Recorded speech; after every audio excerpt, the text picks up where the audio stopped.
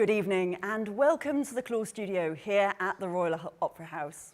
I'm Flora Wilson, and in this evening's Insight we'll be exploring a bold new opera by one of Britain's leading contemporary composers.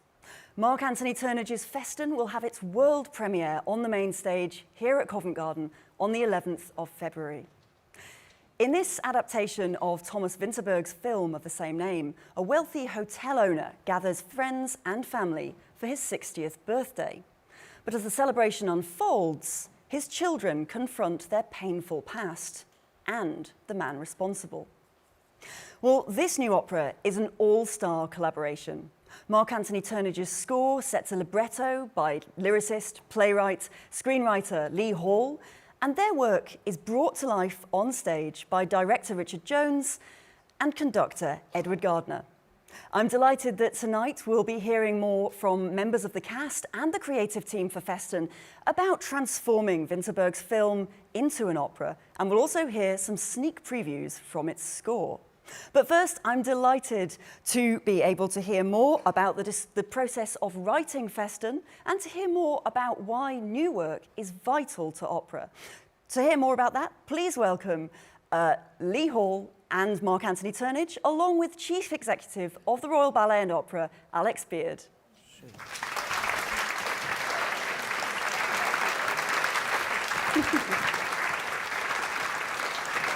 Hi, Lee. Hello. Mark. Alex. Great to see you all. Thank you so much for coming in. I gather you're right in the middle of rehearsals now, Mark and Lee. How does it feel? You're a few weeks away from the curtain going up on your new work. Sorry to remind you. How does that feel? It's terrifying, exhilarating, but I mean, for me, it's just been amazing to be in this room with such amazingly talented people. And I think because there are a lot of challenging things about the piece, but it's also, it is really entertaining, and to see those things start to mesh now is really exciting. Yeah, that's fantastic. You got there with some enthusiasm in the end. Mark, how about you? You've had longer to come up with your adjectives. How are you feeling? Well, we wrote it quite a long time ago, so we've been waiting around, and the temptation a little bit is to sort of muck around with it, because every 6 months I got it out and thought maybe I'll just change it, which just because living with something for so long, so it now seems really short amount of time before we see it. So it is scary, but it's such a great. There's a really great atmosphere on this production. I mean, all the people working on it are marvellous. So it's fantastic. Okay, I mean, Alex, obviously you're here all the time. You see the ebb and flow of familiar works and new works.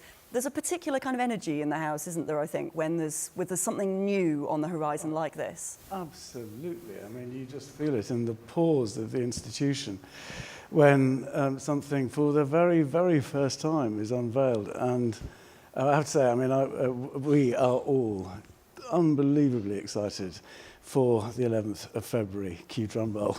Yeah, and I mean, it's not the first time you've had Mark write a big main stage work. There was Anna Nicole in 2011, which really drew in audiences, I think. Yeah, totally. And I mean, like, I joined as chief executive in 2013, so I'm absolutely zero involved with that. But I did in 2014 have the absolute delight of Anna Nicole's first revival, where we opened the season with an amazing night of exclusively for under 25s with burger bars in the Paul Hamlin Hall, and an energy in the room that was just astonishing. And the commissions that have happened since then, are actually what defines a house. Whether that's the wonderful Innocence by Kaya Sariaho, sadly died shortly after the run, and so many other great works besides. So I'll come back to you. This is a big moment. It is. I mean, I'll come back to you in just a moment about some of that. But, I mean, Mark, did you always want to write operas? This is your 5th opera, I think I'm right in saying. No, I didn't. In fact, I'm amazed I'm sitting here now, because when I didn't grow up with opera. I always thought it was elitist, and yeah, I really shouldn't be saying this, but it's weird because it's just one of those things. So I write a lot of other music other than operas, but operas always get the sort of most coverage, in a way, and most high profile. But of course, after I saw Eugene Onegin here in I don't know what year it was. I was like 16, I think, and that sort of started. It was in the old proms. You remember they had these seats out. Midland Bank proms. Yeah, exactly. And that was the first thing I saw. And I suppose so. Something is my dad sang. He was a tenor, so there was something in my family. But yeah, I'm sort of amazed that I ended up, because when I was first commissioned, when Henser asked me to write an opera in Munich, Hans Werner Henser, really major. Yeah, not alive anymore. he asked me to write. I wrote Greek, but when he first asked me, I said no, I don't want to do it. So it is weird. It's strange that I'm here quite a few years later. Lee, what about you? Have you had much operatic experience? I'd written. I'd worked with Ed and Richard before at the ENO, and I translated something for them. So I'd had that experience, but it's a totally different thing to write a brand new work. Piece. Yeah. Alex, what is it that makes it? Why is it so important to have new works in a place like this? Obviously, there's so much that the Royal Opera can sort of provide for us, but what place has new? Well, I mean, most fundamentally is opera brings everything to examine the most important aspects of life, the most chilling, the most enlightening, the most transcendent, and I mean, that's why it's got a life. That's why it's got a future. That's why, taking a subject like Festen and throwing everything at it through the lens of, frankly, two geniuses and an amazing team is just absolutely brilliant. But the other is that, we're the inheritors of centuries of such innovation. And, we've got to do our bit for the future. And that's why I emphasise the revival of Anna Nicole and, actually, bringing back Written on Skin and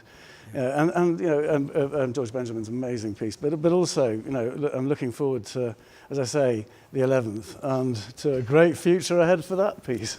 Yeah, absolutely. I mean, can we actually, before we think about the future too much, can we go back to the beginning? How did you two end up coming together to work on this? Who called who?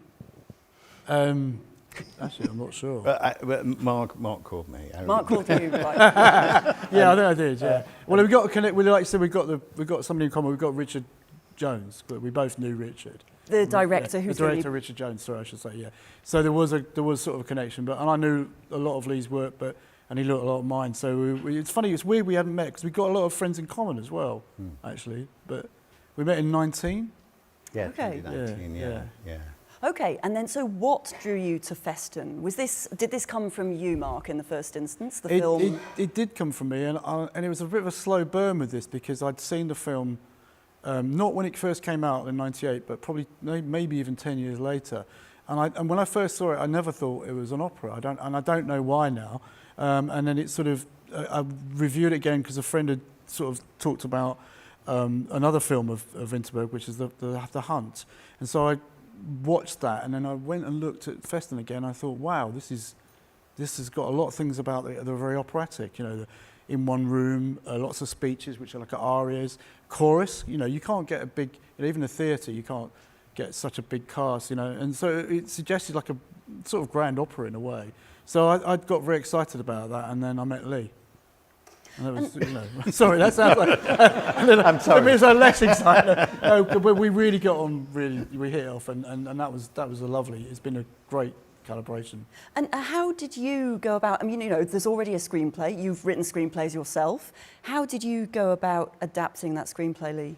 Well, I think one of the things we thought of straight away that it's a brilliantly constructed story, and the film is in this Dogma style where it's all handheld cameras and it looks like a mess. That's the Dogma 95. It was Vinterberg and Lars von Trier. And they wanted to strip away, they wanted to strip away all the kind of artifice of filmmaking. But what it made them do is concentrate on the story, and the story is really very, very, very highly wrought. So it's kind of more like a classical piece of theatre, which often was the fuel to a lot of the great operas. And so it has this very firm act structure. And so we decided not to touch it, really. And we tried to honour what we could, and we decided to keep the things like the Danish setting. And so I approached it more as a lyricist than a playwright, if you like, and tried to think what I could do to fuel Mark's work, really. I wonder, what kind of demands does opera place on the words? You know, what do you have to be thinking about if these words are going to end up being sung? Well, I think one of the things that it puts more emphasis on the words because you're having music, because you really need less of them. And I realized that one of the things that I needed to do was be precise about what is sung, because kind of minute from minute, so much money is spent creating that second in the theatre, you know, because you've got orchestra, you've got these amazing singers, and you've got the whole mise en scène, but also to create space as well. And the space is really as important as the words. But also Lee understands that, and also, you know, again, coming like, you know, Billy Elliot, Lee which having he done wrote that, the which screenplay he for. wrote, and so I think he understood, because I think a lot of, it's hard for playwrights because they don't necessarily understand what it's going to do. They can't imagine what lines are going to be like sung. But I think Lee understands that. So he didn't give me words that I say, oh, I can't set that. Not that I've had that before. Well, I've had it a little bit before, actually, if I'm really honest. But, you know, and also Lee knew a lot about opera, and I didn't have to give sort of tips, you know, like what to listen to, because he knew all these things. So it was a shorthand. And so when we worked together, you know, I'd say, can I have that slightly differently? And you know, within hours, I'd get a new version. Wow, so it really is that close collaboration that you're passing emails back all the time, and it's fantastic. So I was rewriting and rewriting. So it was really, and I wrote it quite quickly actually initially, and we've done lots of sort of fiddling, and we had 2 workshops in 21 and 22, and so we have changed quite a lot. But initially, I was so excited about. I was really fired up about this because I loved the film, but also I felt that it would make a good opera. Well, we'll see. I mean, I don't think it's saying anything that people who've seen the film may not already be thinking. It's, you know, it is dark subject matter. It's a challenging topic. Was there anything about that story where you thought, no, this needs an operatic treatment? Was there anything other than that structure that lent itself? No, there was an emotional thing, and also you can identify with, for me, Christian.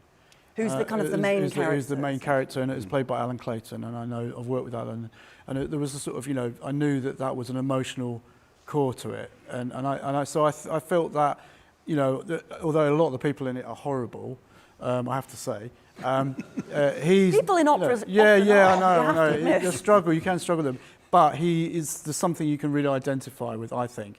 And so there was something that was core, and also the idea that just, you know, I can imagine it sung particularly because of these speeches, which are sort of just like arias. I mean, you know, I still can't believe nobody else has done it, or before me, for us.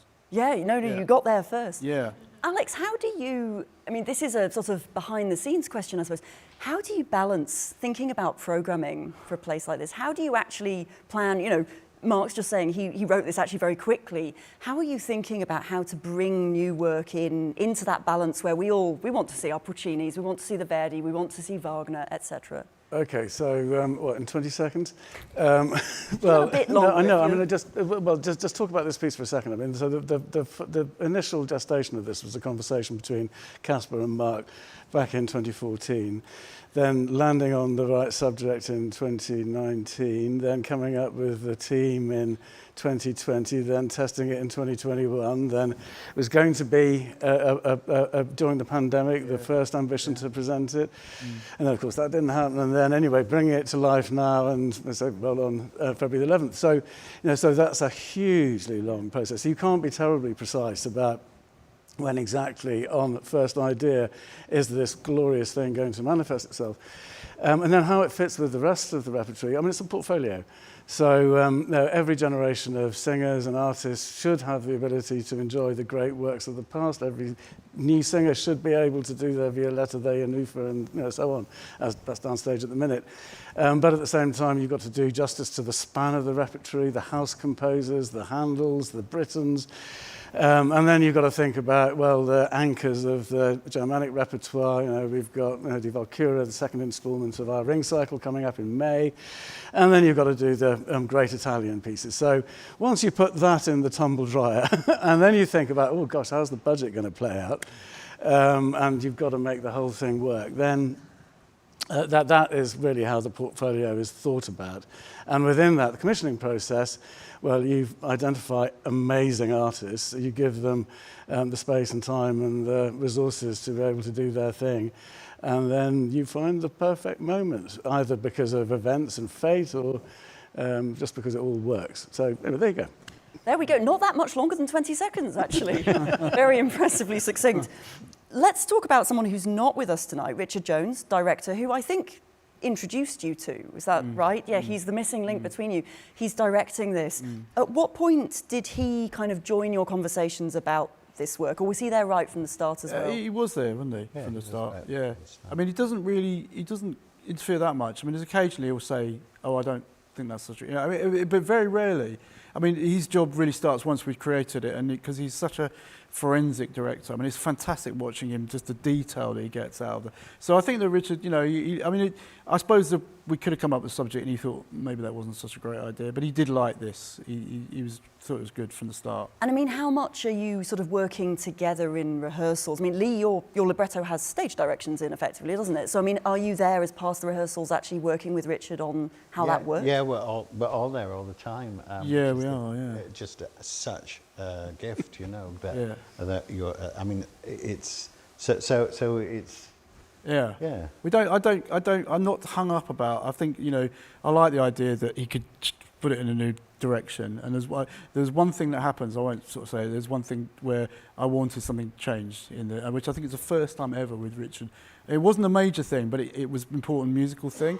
But Richard's very musical, and he's a fantastic pianist. Although I know that from friends who heard him play years ago, and he won't talk about it with us. So I think wasn't he a jazz pianist? Yeah, and also he Right? played in the Rocky Horror Show. Well, Yeah. there we go. Yeah, things we didn't know about Richard Jones. Yeah.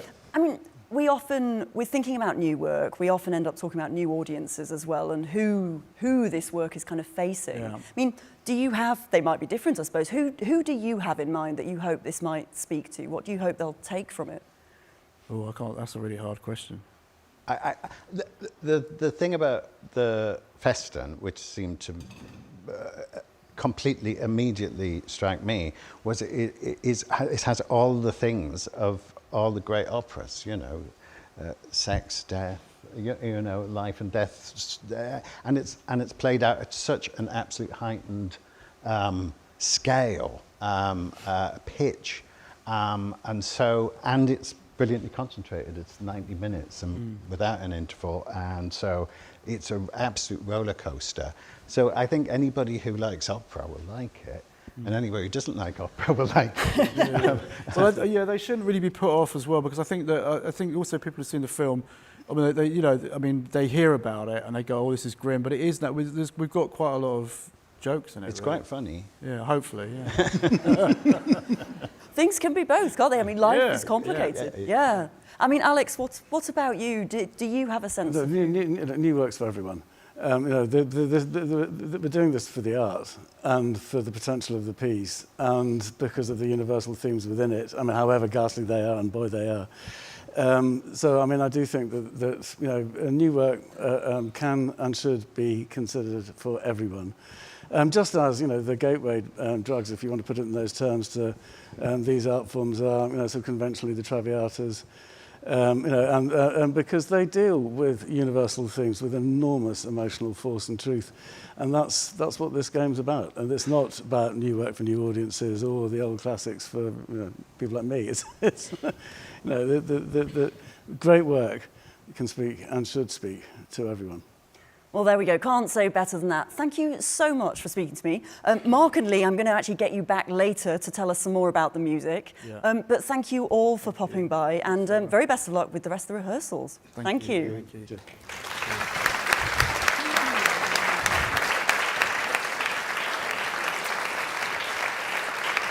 Well, Well, with opening night just a few weeks away now, let's hear a bit of what this music sounds like. This is very exciting. It's brand new for all of us.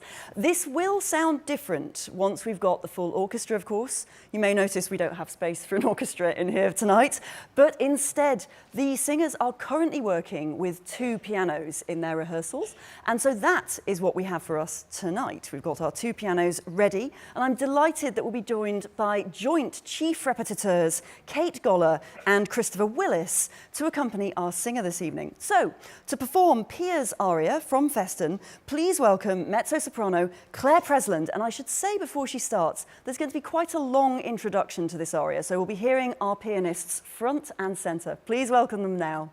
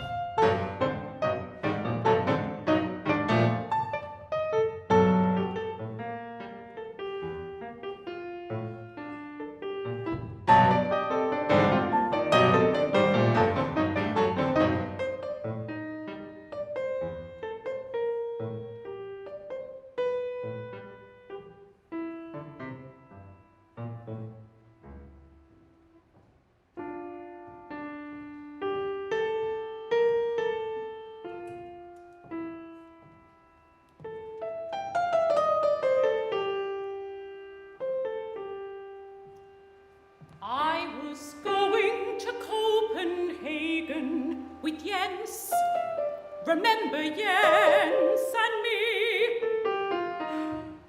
It was a big disaster. He went off with Bettina B.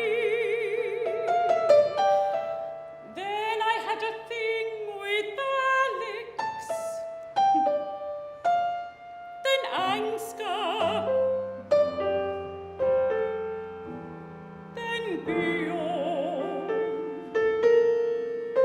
But they left one by one, so here I am on my own.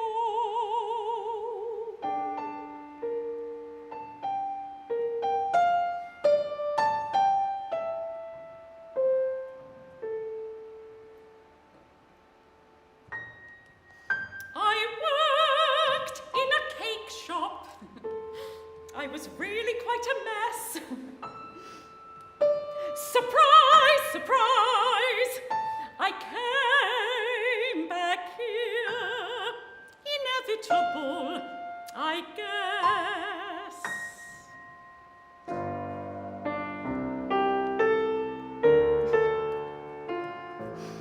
I'm okay, I suppose. You know, I did tonight's dessert. I tried to keep it together. But will you undo me? Will you undo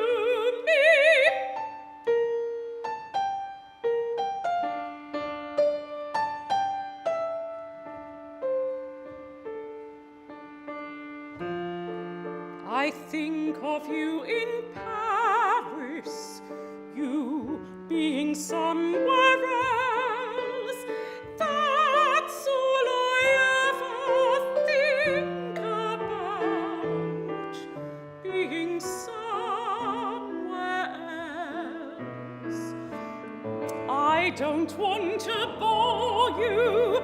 I mean, I'm happy, I suppose.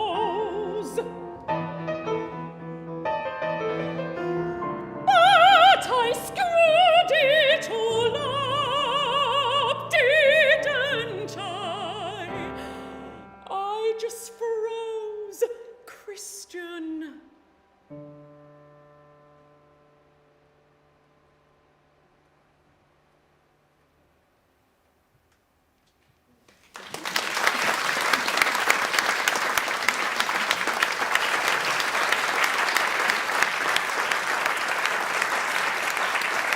Claire, Kate, Christopher, thank you so much. That was wonderful. Claire, if you'd like to come and join me in the centre. And I'm delighted that we are also joined by fellow cast members Alan Clayton and Philippa Boyle.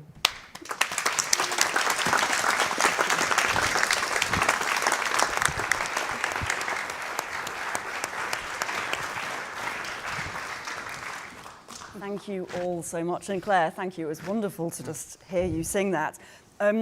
This is new to all of us. Some people will have seen the film, some may not have done. I wonder whether actually you could introduce your characters for us and just tell us a little bit about where you fit in. I think it probably makes most sense to start with Alan. Tell us, who are you in this piece? So I play Christian, who is the oldest son of the hotelier Helga, and the guy who takes the lead on unveiling some of the stories about his father. Exactly. We're not giving much away by saying this is a revelation-driven film. Thank you so much. Probably makes sense to hear from you next, Claire, I reckon. So I play the role of Pia, who's a waitress in the hotel and is an old flame of Christian's. And that was, in fact, we just heard you singing the kind of attempted seduction, I suppose, among other things. And it turns out it's not going to work quite like that. Yeah, she's off for a bath. That's what's happening. Fantastic. Philippa, what about you? I'm playing the role of Meta. I am married to Christian's brother, Michael, who is the odd one out of the family, I would say, of the siblings, who's gone away to boarding school, sort of wanted to be a lawyer, it didn't quite work out, and met me somewhere along the way. And we have a rather dysfunctional relationship, and we express our intimacy through violence and sex and colourful language, and and it's we have a loud relationship, let's put it that way. Alan, what's it been like to work with Mark and indeed the rest of the team on this? Dreadful. Just dreadful. dreadful. It's awful. No.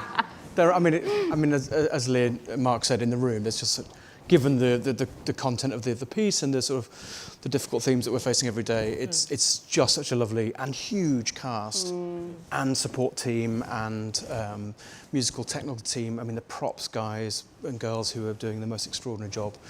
I think there's sort of almost 30 named roles, so including 3 kids for Meta and Michael. So it's an enormous project, and we're all there pretty much all the time because, as Mark was saying, you know, it's operatic in that it's one scene, one set. We're all there the whole time. So it's a brilliant place to be. Incredible. I mean, what is it like for each of you to actually create a new role in opera? I mean, you're all used to singing music that we're familiar with already. How different is it? I mean, Claire, since we've already heard you singing tonight, what's it like for you to bring a character to life? I mean, yeah, it's hugely, hugely exciting. And I think what's very specific about this piece and this experience that we're having at the moment, like it really is just such a massive event. It really is. And I think we were also chuffed to be asked to do it. Lee is I mean, what he's done with the text is incredible. Mark is very good at writing music. It's it's unbelievable. It really is. Just Actually, so while I exciting. laugh, but tell Yeah. us, what do you actually mean by that? Because obviously for a singer to say that, it's a very particular kind of thing. So Yeah. what does that mean for you? Well, if I start from a sort of singing, a vocal, he's written brilliantly for all of us, in a real kind of sweet spot for all of us. So vocally, it feels lovely and comfortable. And then I think, I mean, you guys will see when you see the piece, you're just constantly, you're like this the whole time, and he takes you by surprise, and then you have these beautiful, beautiful lyric moments, and then, I don't want to say too much. It's amazing. It's amazing. But then you've got the creative team with Ed and Richard, and then as Alan said, the cast are just, they're brilliant. And I think that everyone's brilliant stage animals, but also really open and fun people, and I think that's quite essential. So having all of that together, it feels like a really comfortable space to be able to try and explore, and Richard's very good. We talk about backstories of each of the characters, so it's really clear about where we've come from and what our sort of makeup is within us. Interesting. I mean, Philippa, meta, if I remember the film correctly, we don't learn much about meta in the film. So does that give you and Richard presumably a bit more of a blank slate to work from? It does. It gives us quite a lot of freedom. I mean, my journey with this piece actually started with the workshops that Alex referred to earlier back in 2021. So I was one of the guinea pig singers who went through the nuts and bolts of the score and the libretto and have experienced literally some of the changes being made on me.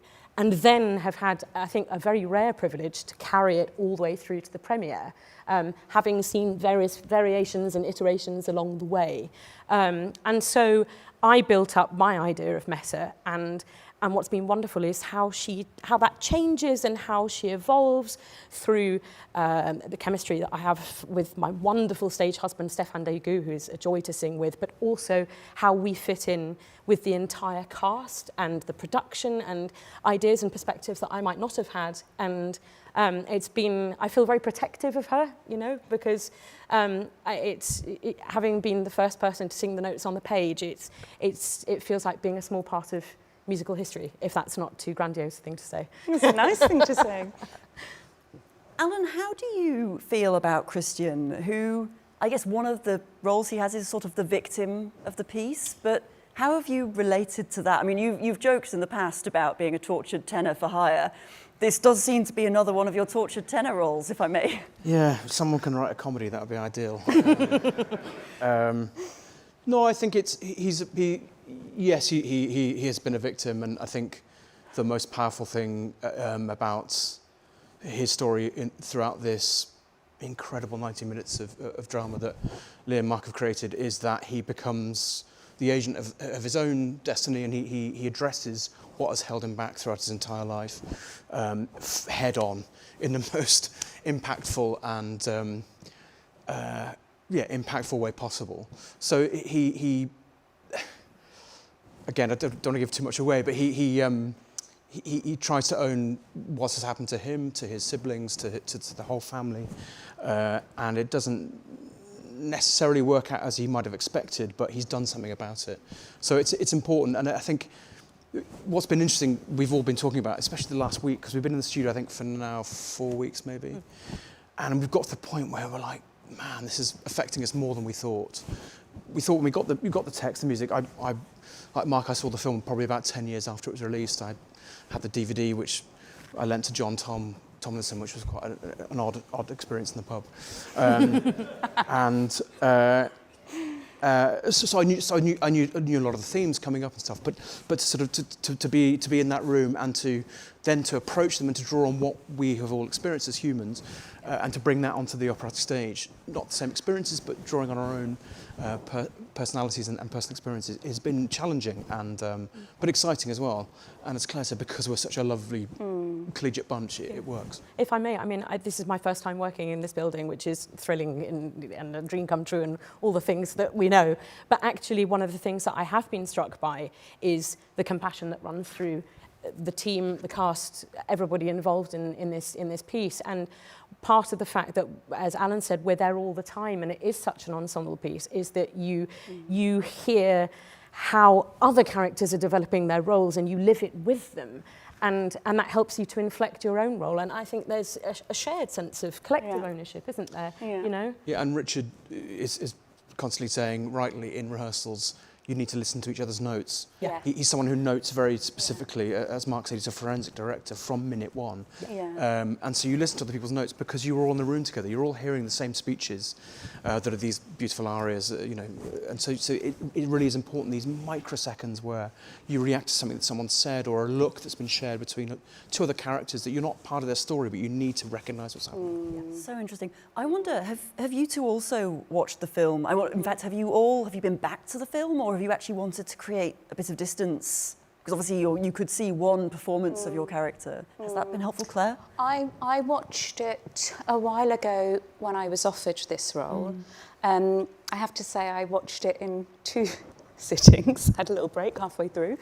And then I watched it just before rehearsals, and then actually decided to not to watch it again, and to create my own version of Pia. Yeah, was that the same for you? Absolutely Philippa? the same. I mean, I watched it when I first became part of the process, and actually one of the things that I've enjoyed is finding a different version of Meta, or my own version of Meta that fits into this production and this cast, and this music, this wonderful music, and this wonderful libretto.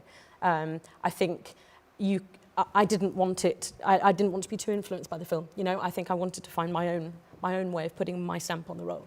Yeah, very interesting. I wonder, I mean, these are characters in, particularly in the case of Christian, quite extreme emotional states, I guess. How does that work out in the music, at least for you as singers? I mean, Claire, you mentioned that this actually sits very comfortably with your voice, but are there challenges vocally in there as well? Or is it really, it just fits like a glove and that's glorious? Yeah, I think possibly I have to go through more sort of... I think, yeah. Christian has to go through more sort of extreme emotions, and that's represented in Mark's writing vocally, so that it really is at the sort of lowest and almost the uppermost bits of my range. And there are moments of huge drama, you know, operatically so, and rightly so, you know. What's interesting about the, you know, you talking about the film, which it's quite understated, a lot of it, you know. So this is a chance to sort of bring out the, I guess, the kernel of what Christian and this example is trying to say, and sort of blowing it up on operatic scale. So, and that matches the sort of vocal writing. Yeah. There are light moments too, and there are really funny moments. And I think when I was going back to how it's scored, you know, you really are on an absolute... the first time we ran Act 2 the other day, we were all going, this is really good. And we're feeling really excited about it. But you know, doing it in one sort of stretch, there are some really funny and light moments as well, which is really important. Well, exactly, and even in what we heard you sing, some of those couplets that you've got, they are very funny, and you were so obviously bringing it to life as well. I mean, singing in English is presumably crucial to that as well, and I wonder, does that, you've all sung in English before, of course, but I wonder, is that it's not necessarily a natural singer's language? How does that work? I mean, Alan, you're nodding. It's hard. It is. You know, think of the word all. All. It's impossible. Where do you put the diphthongs in? Way. Yeah. It's all these things that we don't think about when you elongate a vowel on a note, suddenly it becomes into play. Yeah. We're very lucky that we've got the most incredible diction coach, sort of shudder to call her a diction coach, Dame Felicity Palmer, who's in the room every day and has been taking individual coachings to help us through the way to really deliver the text and almost to make the music secondary in terms of delivery, because that's what this piece demands. Yes. It's this immediacy of text and of intention behind the text. Yeah. And to always go back to the speech. Always, no, please. You know, I'm a soprano, and Mark has written and set my text beautifully to make sure that there's as much textual clarity as possible at all times. I mean, if I can give an example, Steady. Without giving too much away, the very first words I sing are "stop it." And I sing those words at different times in the piece, in 11 different inflections. The first time I sing it, it's a perfect fifth, slightly higher than my natural speaking voice. And then the second time, the phrase is elongated by a semiquaver, and the interval is increased by a semitone up and then a semitone down. And that prolonging, broadening is continued over the arc of these iterations that are not one bar, another bar, or 2 pages or 5 pages. But it means that Mark, as a composer, is thinking about the progression of my character in that forensic detail with articulation, dynamics, all those kinds of things, and tessitura. And that care has been shown to me before I even open the mouth, because it's already there on the page. And it's perhaps worth saying that, I mean, you mentioned that you're a soprano precisely because at the top of a range, it's really hard to retain that kind of clarity with words. It is, and actually somebody going, you can be really ugly at this moment. You can make an ugly sound. Staring to do that. When you're historically trained that what you have to do is concentrate on making a beautiful sound, whatever that means, at all times. Actually, it's really liberating for someone to go, no, really ugly. We want to hear the text. And it's been wonderful, really wonderful. So this is a piece, I mean, we've heard several of you mention it, we've heard Mark and Lee mention it, and Alex already. This is a piece that is really kind of psychologically intense. You know, it is about trauma, it's about complicity, these are big, big human issues. You've mentioned that it's a lot of fun working together, which is wonderful, but I wonder, how do you look after yourselves, essentially, when you're in the studio, you know, every day grappling with these things that are difficult. You mentioned already, Alan, that it is beginning to kind of come home to roost, that this is tricky stuff. So what are you doing to kind of manage that for yourselves, if you don't mind me asking? Do you know what? We're having a lot of banter and a lot of laughter in the studio, and I think that's a lot of our personalities anyway. But I think that's really core to coping with this kind of material. I think it's a release mechanism, and I think that's quite essential. And we should say we've been very well looked after by the house. So yes, from day one, there are 2 drama therapists in the room, as well as an intimacy coordinator for a lot of stuff that Philippa and Stefan have to do. Yes. And the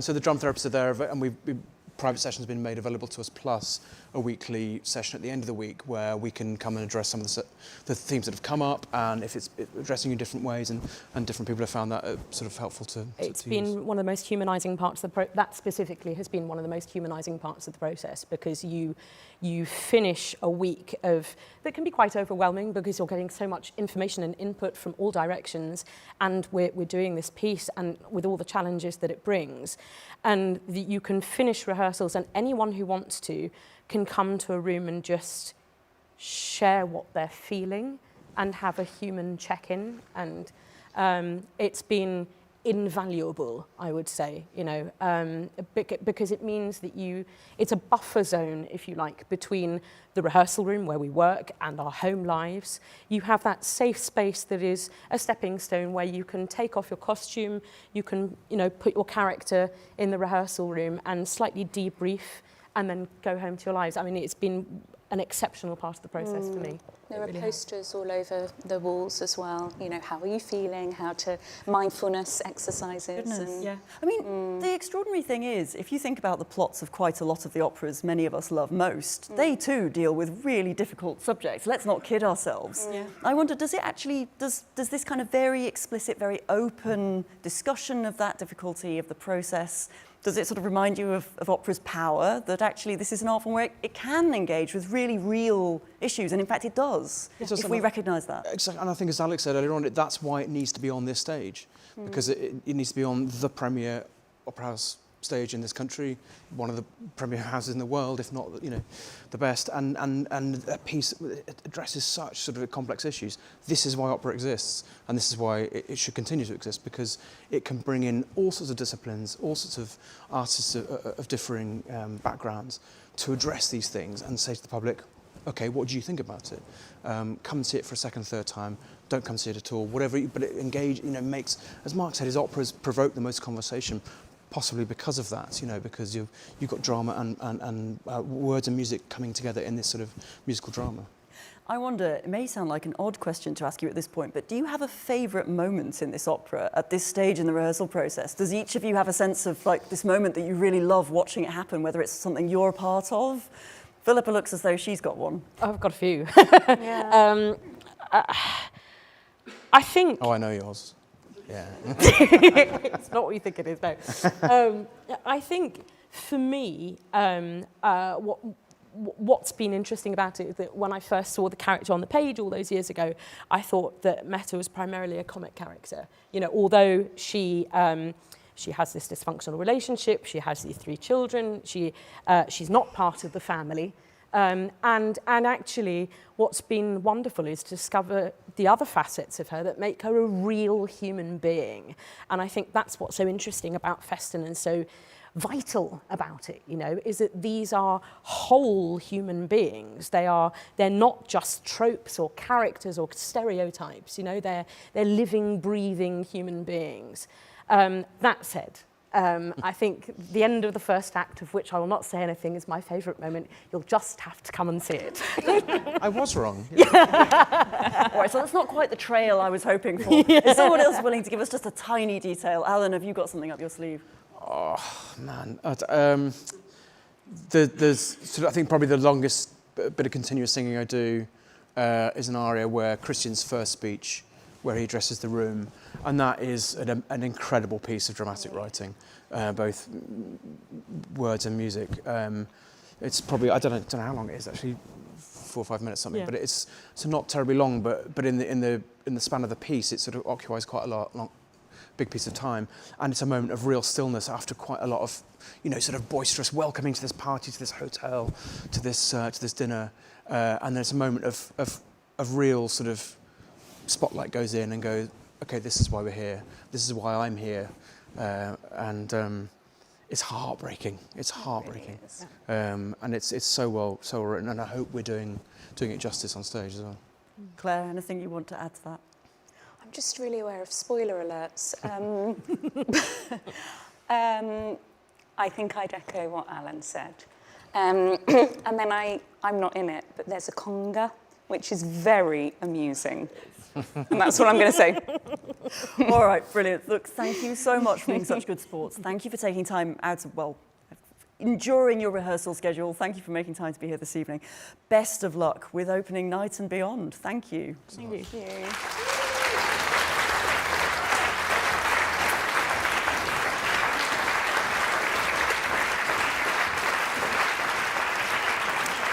Well, it's time now, I think, to hear a bit more about this music that Mark Anthony Turnage has created for our opera. So, to join us to talk about that, please welcome conductor Edward Gardner, and then also Mark and Lee, who'll come back again to discuss their work. Thank you.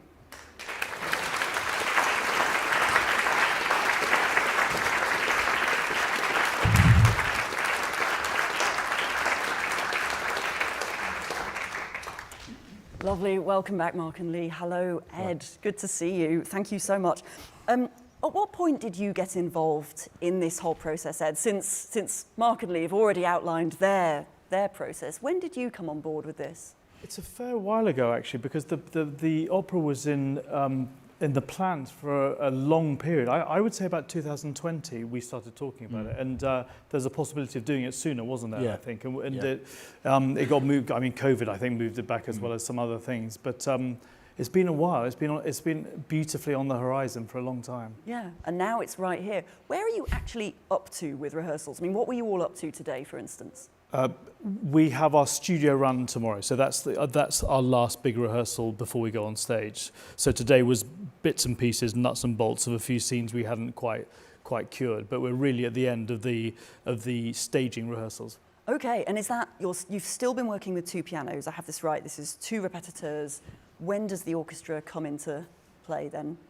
I had a day of reading with the orchestra on Monday, and that's the most nervous I get about anything, because you can't visualize it fully until you're in that room with those wonderful musicians, and it didn't help having Lee and Mark sitting at the back there, you know, talking away. But it was a beautiful day, and the orchestra were phenomenal. And Mark's music has this dramatic clarity that they, within 2 playthroughs of any section, they got it, and that's.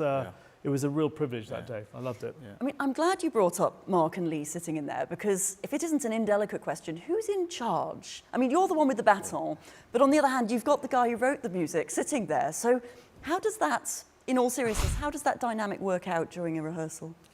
I mean, it's their piece. I spend a lot of my time asking them questions about what it should be and how we should. We had a discussion about a conversation between two characters, Batakai and Michael, today, which I felt that I wasn't really guiding the temperature through the scene. And these guys, they're painfully modest, both of them, but they're I mean, to have them behind me in the rehearsal room, guiding me through it is I mean, imagine if you had that with Verdi and Boito. Or, I mean, well, I was going to say, Verdi doesn't tend to answer back these days. Exactly, yeah. Presumably quite convenient. But it really has been the most beautiful collaboration, and Mark will tell me things that he thinks I'm not doing right. I might suggest something that guides us in another direction with a scene. It's really, it's a unique experience in my work.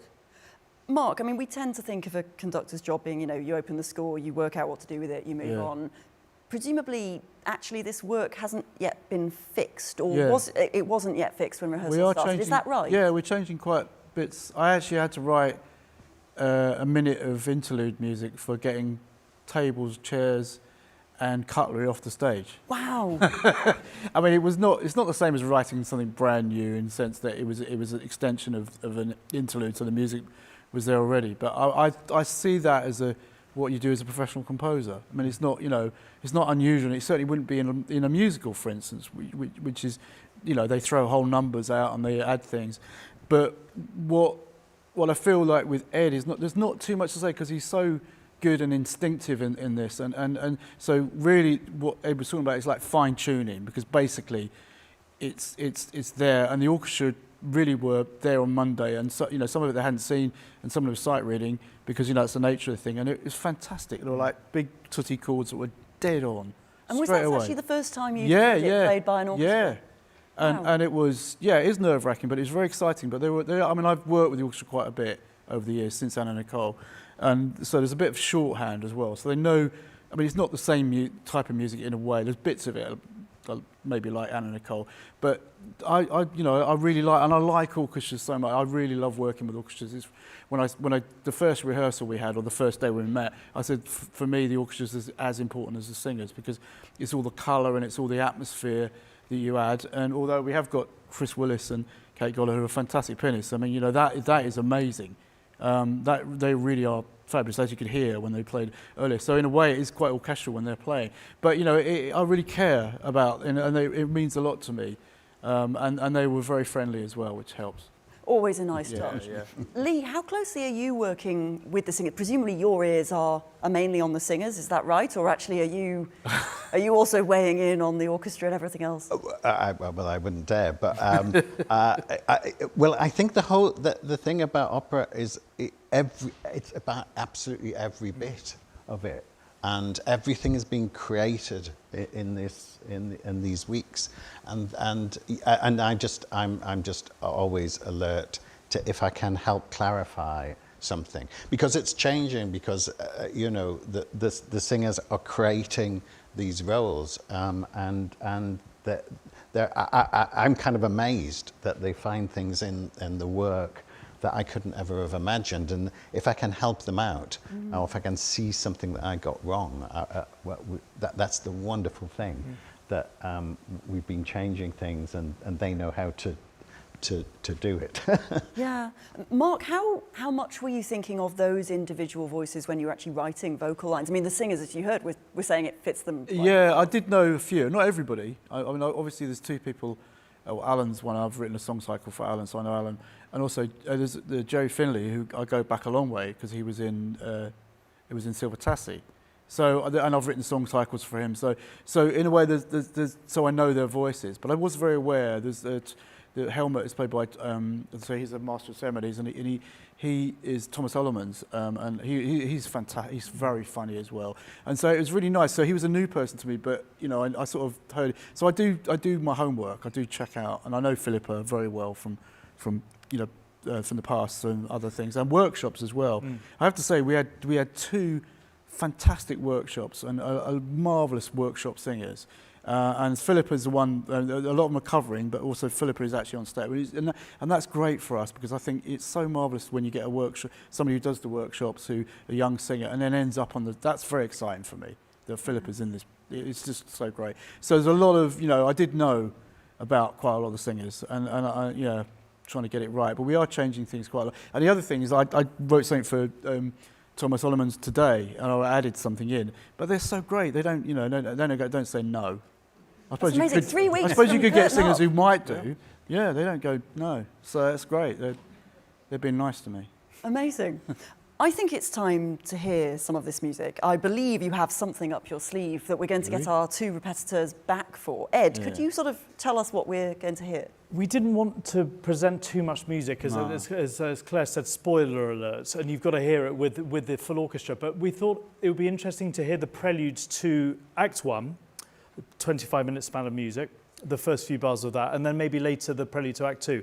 And Act 1, it's awful describing music when the composer's sitting next to you, but for me it's music of nervous expectation with Mark's trademark rhythmic effervescence, and it's really a wonderful start to the opera. So that's a very short introduction to Act 1. Brilliant. Well, let's welcome back Kate Goller and Christopher Willis and hear that. Thank you.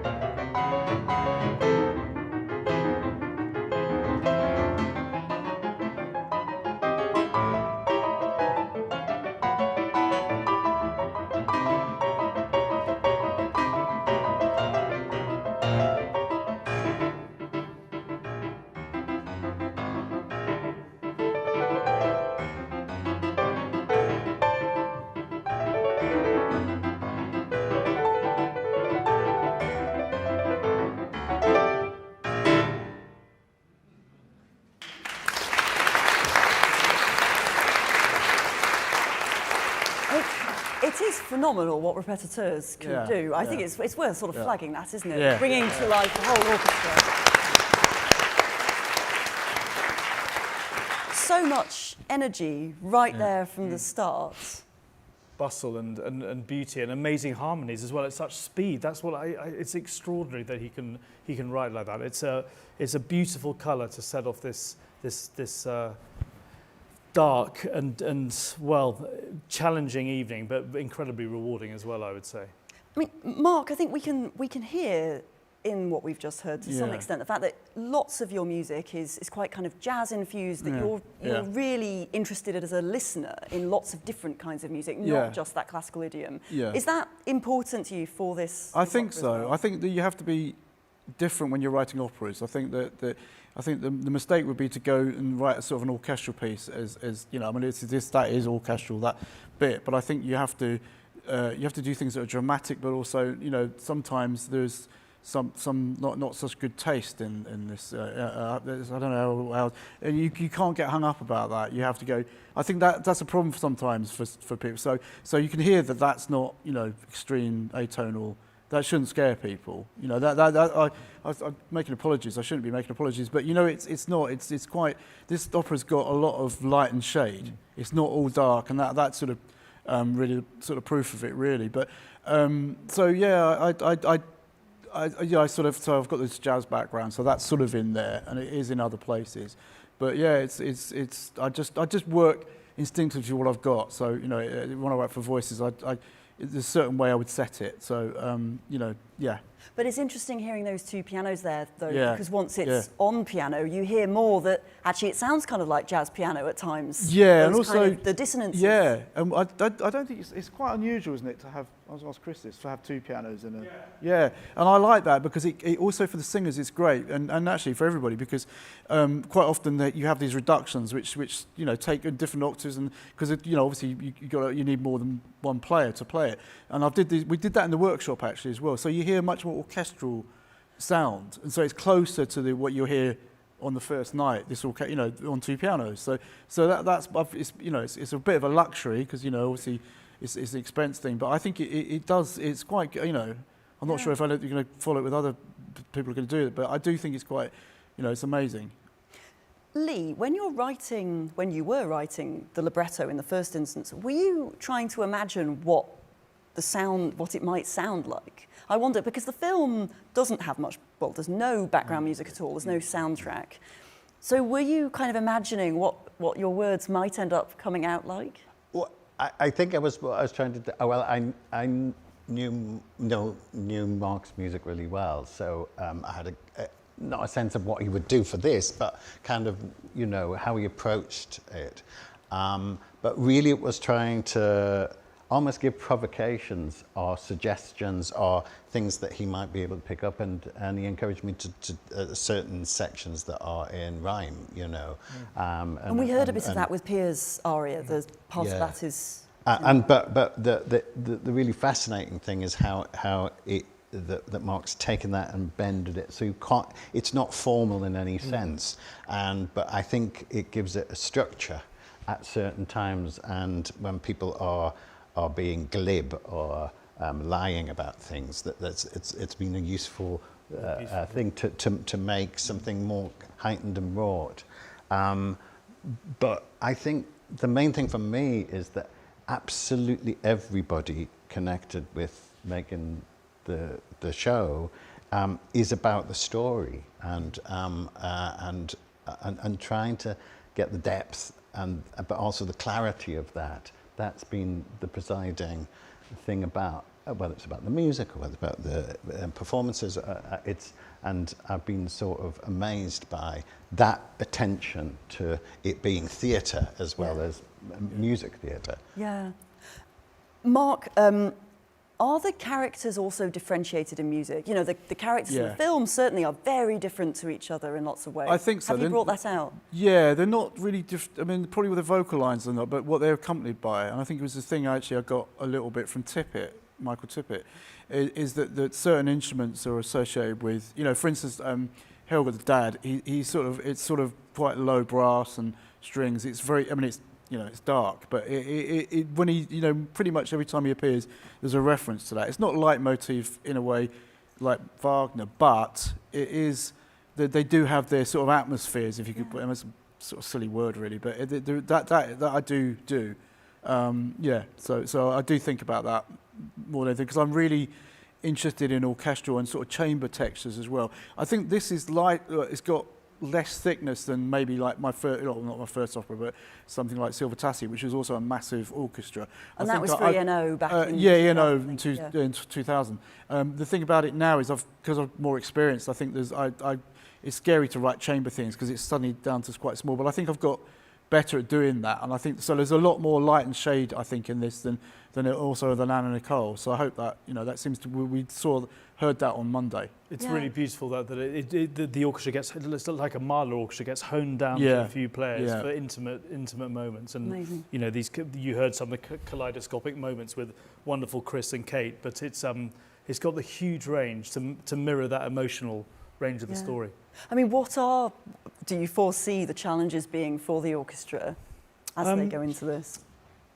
I mean, it'll take time to put together. I mean, the thing that I think I'll share with them, and I've spoken to these guys about, is there are elements of the story being filmic. There are very quick changes between scenes. There are split screen effects of scenes, and those minute little subtle changes of temperature are things that we've been working out, and that's fascinating. Actually, it's not like any other opera I've conducted, and it's a beautiful challenge to to just find exactly what is it for those 4 bars. How do they exist, and where do you take it for the next 7? It's really wonderful. The other weird thing is that I didn't realise it, and I sort of, I did because I wrote it, but there's a hell of a lot for the violas, which is, you know, and I know there's jokes about that, but sorry, that's a terrible thing. But it is, they're on the, you know, they're on Ed's right, and they really is a lot. And I was like, because I usually sort of feature a lot of woodwind, but so I suppose that's a dark instrument in a way, but it's sort of intentional, but sort of, I was surprised. I think they're pleased. They're not just playing like tremolendos and, you know. You're having a viola moment. Yeah. Look, I think we've got time for one more little musical extract. If you've got something up your sleeve for us. Ed, I don't know, can you introduce? Yes, this is the prelude. Do you call it prelude? Yeah, sort of. Prelude to Act 2. Full of kind of angst, violence at the beginning, and leading into the music that you hear at the beginning of the dinner party. This, which starts off. I'll just say it starts off lightheartedly. Yeah. Yeah.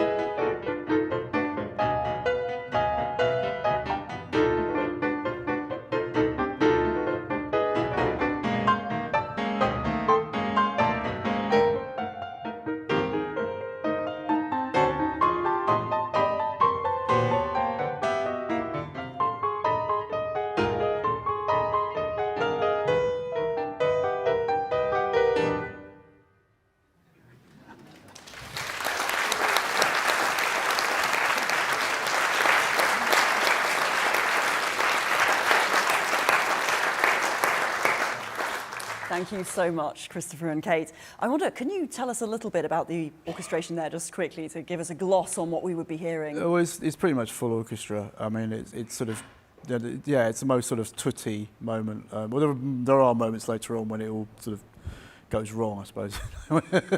But yeah, so it is pretty much, it's sort of brassy, as you can imagine, isn't it, really? Lots of horns and stuff, yeah. All right. Yeah. And it's worth saying that, I mean, interludes are a massive part of this piece. Yeah. The sort of breathing space and the reflection space of what we've heard or what we're going on to. And I think that's, I mean, that's beautiful for the orchestra to have that texture in it, but it's also great for the play. Before we wrap, let's just talk about one group of people we haven't discussed, and that's the chorus. I think you two mentioned them earlier. They have a really big role to play here, don't they? How is that working out, Ed? Oh, they're wonderful. I mean, it's the first time I've properly worked with them, because I did the shows I've done here previously had little or no chorus, and they are completely sensational. And there are a lot of named chorus roles. I think 8 or so people from the chorus who are in the ensemble of the principals, and they've been wonderful. But the full chorus too, they're a miracle actually. Mark's written a conga which has different rhythms in every verse with the same words. Yeah, I love it. They're thanking me for that one. They're still smiling. That's all I'll say. But they are phenomenal. They really are. Yeah, completely invested in the work. Yeah. Fabulous. And I had, because I worked with them on Anna Nicole, and so I know quite a few of them are still here, so it's brilliant. Yeah. I wonder, I mean, it's a mean question to ask, but how has the experience been so far working on Festen together? Can you sum it up for us? Lee, go on. Lee, go on. I mean, it's been thrilling, absolutely thrilling, because only in opera can you get all of these different talents with different experiences coming together to tell this thing, and it's because we had the opportunity of doing the workshops, and that's been so important to making a piece of new work, that I've been amazed at how well it's working and coming together in a way that, you know, rarely happens in theatre. But I think what I've understood is the absolute density and cleverness of Mark's imagination, and how that's in every tiny little moment, but also in this broad structure. And I've been kind of amazed. And then when I heard the orchestra for the first time and going, oh my God, there's all of this going on as well, has been thrilling for me. I'm going to be very sad to leave it. That's the other thing, is that, you know, we both had this experience that we write on our own, and then you're in this incredible, you know, it's just really lovely sort of like feeling of being with all these people every day. And then, of course, you know, 11th Feb's not that far away, and the last performance is on the 27th of Feb, and then it's back to normal. But it's really powerful, because, you know, you feel we really care about the people in the room, and you know, we are having a laugh. You know, we are. It sounds awful, but it's that, like you said earlier, I think Philippa said that it's a sort of pressure, and you've got to sort of get away from that to some extent. But we were really getting on really well, and it's fantastic. Ed, your big moment is yet to come, I suppose. It's when you raise the baton on that opening night. How is that going to feel, do you think?